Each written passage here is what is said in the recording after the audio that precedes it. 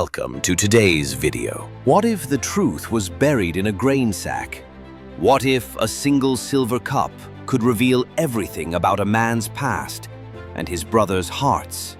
In the land of Egypt, under the watchful eye of a powerful ruler, a divine drama unfolds. A young man, a family scarred by betrayal, and a test set in motion by the one they thought was long gone. This is not just a story about a cup. It's about forgiveness, redemption, and divine design. Welcome to the mystery, the cup in Benjamin's sack. Who planted it? The famine was brutal. From Canaan to Egypt, the earth was dry. Crops failed, hope waned. Jacob, the patriarch of a fractured family, sent 10 of his sons to Egypt. One son stayed behind, Benjamin, the youngest, the only remaining son of Rachel. They had no idea that the man who controlled Egypt's grain was their long-lost brother, Joseph.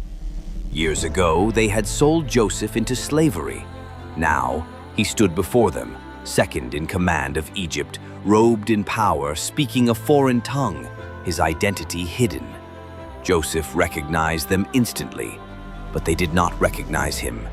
And so began the test. Joseph held Simeon hostage and gave them an ultimatum: return with your youngest brother, or do not return at all. Time passed. Hunger deepened. Reluctantly, Jacob allowed Benjamin to go.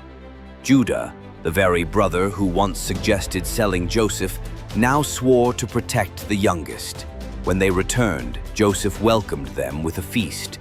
He saw Benjamin, and his heart broke in silence. He rushed away to weep unseen. At the table, something strange occurred. They were seated in order of their birth. How could this Egyptian know? Then Joseph gave Benjamin 5 times the food he gave the others. A test, perhaps, of envy? A mirror of the past? The next morning, sacks were filled with grain. But behind closed doors, Joseph gave his steward a chilling command: put my silver cup in the sack of the youngest. The test was no longer theoretical. It was real.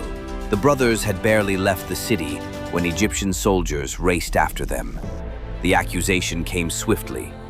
Why have you repaid good with evil? The master's silver cup is missing. They were stunned. One brother declared, if it's found with any of us, let him die. The rest of us will be your slaves. The steward replied, no. Only the one found with the cup will become a slave. The rest of you may go free. One by one, the sacks were opened.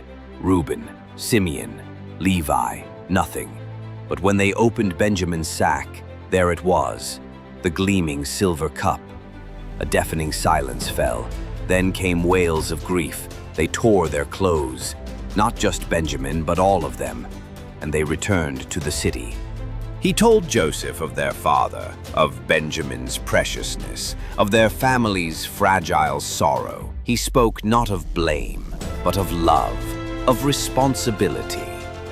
Judah said, let me stay, take me instead, let the boy return to his father. This was not the same man who had once sold his brother. He had changed. Now, let's pause. Who planted the cup? We know Joseph gave the order, but why? Was it vengeance? Was it a trap? No, it was a test, a mirror, a divine setup. Joseph needed to know, would they abandon Benjamin like they had abandoned him? Clue by clue, the truth emerged. Joseph never intended to harm Benjamin. The use of the cup, even described as a divination tool, was symbolic. Not to predict the future, but to reveal the past. And Judah's speech? It proved everything Joseph needed to know. They were no longer the same. They would not leave Benjamin. The silver cup had become an instrument of grace. The facade cracked. Joseph could not hold it in any longer. He sent everyone out, and then he wept loudly. so loudly the Egyptians heard him throughout the palace. He said, through sobs, "I am Joseph. Is my father still alive?" They were silent, stunned, frozen. He called them forward, spoke to them in their native tongue, and embraced them. "Do not be angry with yourselves," he said. "God sent me before you to preserve life." Forgiveness poured out. Restoration was complete. Why the cup? Because sometimes, to test the change in someone's heart, the situation must resemble the scene of their original sin. Benjamin was the new Joseph, the favored son.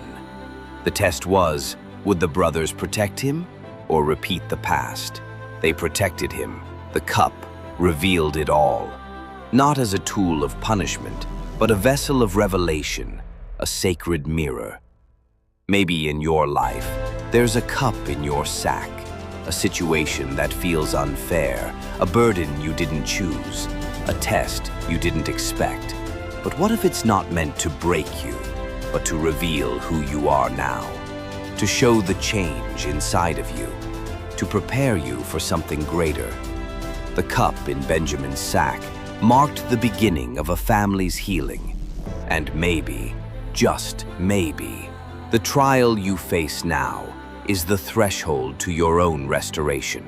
If this story moved you, share it, subscribe, and remember, the greatest tests often reveal the greatest truths.